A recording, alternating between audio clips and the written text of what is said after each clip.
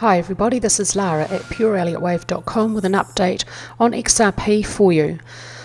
I have been trying to get this done this week, and finally I have found the time today to get this done for you. And I still have a short list of other cryptocurrencies that I'm working through. There's about 6 on it now. At the monthly chart level, my Elliott wave count for XRP remains the same. It begins down here in December 2015, I think that's December, and it continues on from this low to this high. I am seeing a complete 5-wave impulse with primary 1, 2, 3, 4, 5. Primary 4 is a regular barrier triangle. Primary 2 a quick zigzag. Primary 4 is much longer lasting than primary 2. That's okay. Triangles are longer lasting structures than zigzags. Within primary 3, which may only subdivide as an impulse, intermediate 1, 2, 3, 4, 5. Look at the duration of intermediate 2 compared to primary 2 1 degree higher. That's okay, this is how it subdivides. There probably wasn't enough volume back here at the beginning of XRP for it to really have good looking Elliott wave structures. But I do notice, I have on the daily chart looked at the subdivisions within primary 3 of all of it, and I do notice further lower degree corrections that are more time consuming than higher degree corrections in the same wave number or position in the wave count. So it has a tendency to do that. That's important. We'll get to that later. Following a 5-wave structure up, there's a 3-wave structure back. So the basic Elliott wave pattern, 5 steps forward, 3 steps back. Now we need to see another 5 steps forward, which will be labelled cycle wave 3, and it may only subdivide as an impulse. These targets are highly provisional, and if they're wrong, they won't be high enough. XRP in its wavelengths, looking back at the structure within cycle wave 1, tends to exhibit third waves which are very long in relation to first waves. Here, intermediate 3 is 16.11 times the length of intermediate wave 1, and primary 3 is 85.52 times the length of primary wave 1. We may see wavelengths like that within cycle wave 3, and cycle wave 3 itself may be a lot longer than this rather low target. This is a Fibonacci ratio, albeit an extreme one. These cryptocurrencies do tend to exhibit very extreme wavelengths. At 36.73, cycle 3 would reach 11.09 times the length of cycle wave 1. Within cycle 3, primary 1 and 2 may be complete. Within primary 3, intermediate 1 and 2 may be complete.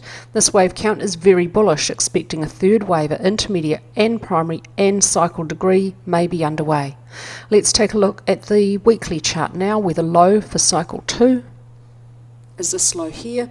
Here's primary 1, a leading expanding diagonal, primary 2, a deep quick zigzag, primary 3 underway with intermediate 1 an impulse, intermediate 2 a zigzag. Note also intermediate 2 is longer in duration than primary wave 2.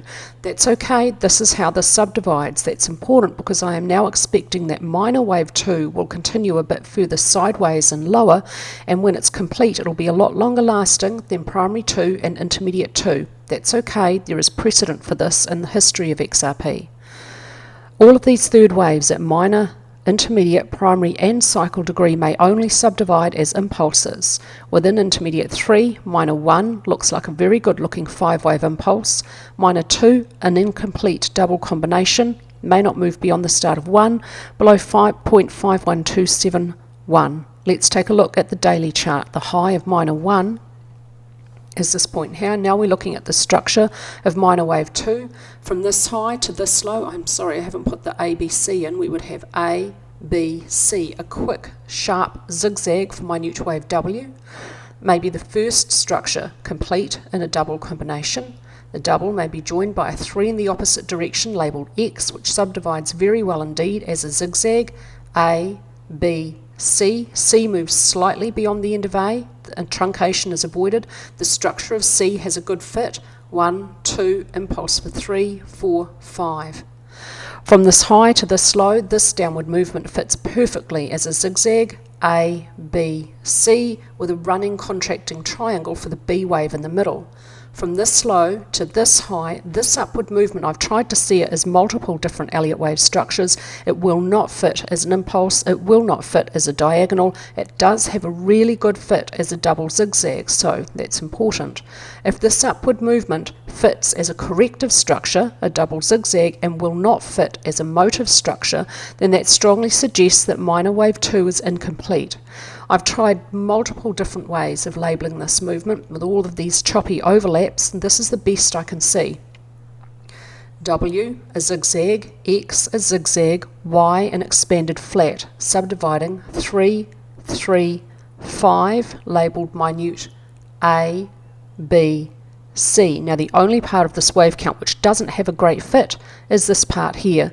Within minuet C, which must subdivide as a 5-wave motive structure, I have subminuet 1 and 2 complete, no problems here. Subminuet 3 may only subdivide as an impulse with micro 1, 2, 3 could be complete here, 4, 5, but if we see 3 complete here, it looks like a 3-wave structure. It's possible there was a brief shallow second wave in here for submicro 2 and a longer lasting deep zigzag for submicro 4, but this part of the labelling looks a little forced. So if this is wrong, then there may be further down to go for minuet wave C. I would favour the second lower target at this point, but this is how I'll use the targets as price approaches the first target. If either the structure is incomplete, the structure of minuet C I mean, if the structure is incomplete, or if price just keeps falling, then attention turns to the second target. But at the first instance, let's look for the first target at least to be met. Minuet C would be very likely to at least move slightly below the end of A to avoid a truncation and a very rare running flat.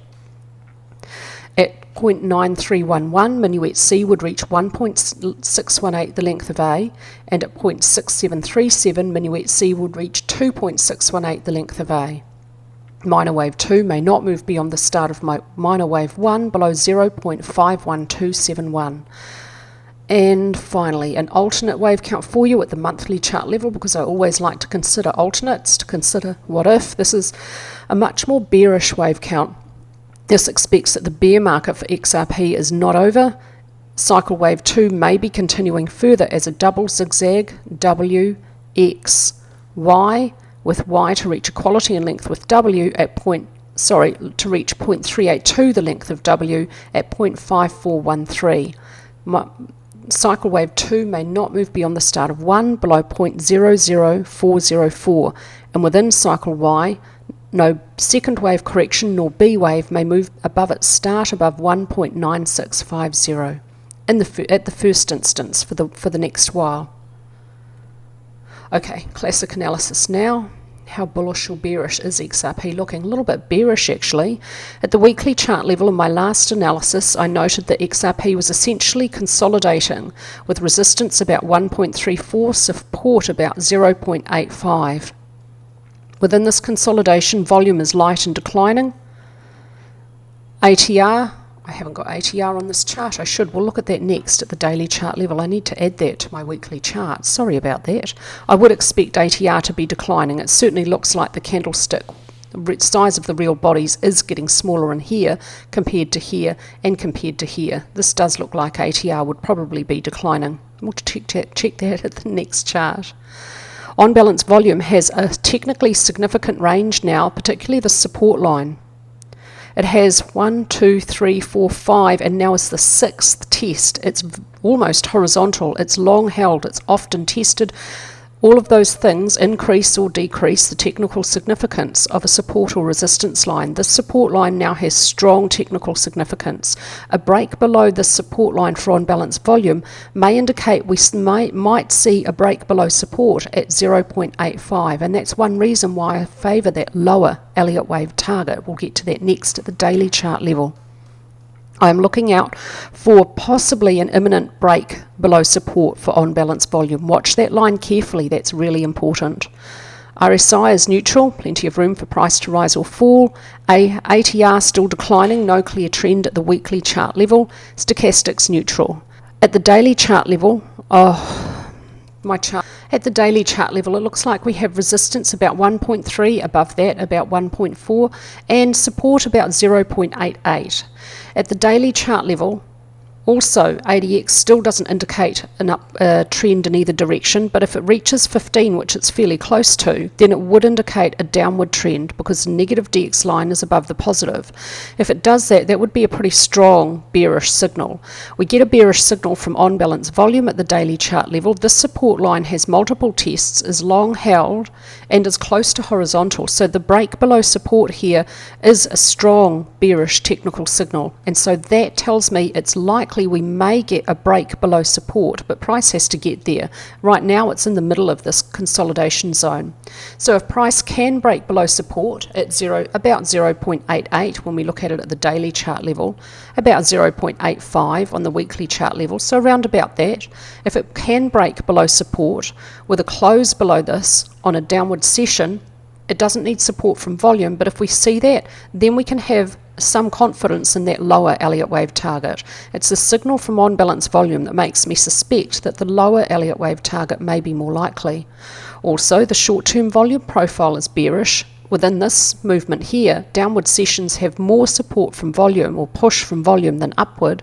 That tells us that there is more pressure from sellers than there is support from buyers at this point in time, suggesting we might be going to see a downward breakout, but we still need to look for support, at least in the first instance.